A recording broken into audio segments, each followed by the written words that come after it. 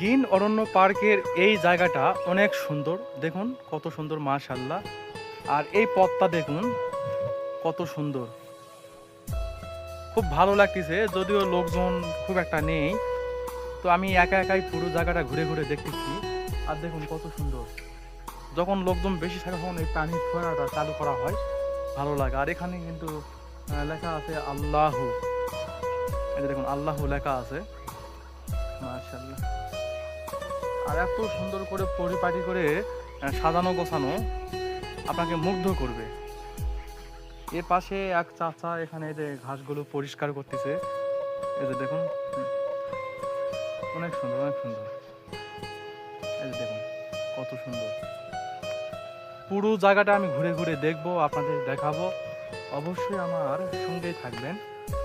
এই যে দেখুন, আর এটি হচ্ছে বোট, মানে আপনি এই লেকে ঘুরতে পারবেন, এই লেকে ঘুরতে পারবেন বোট।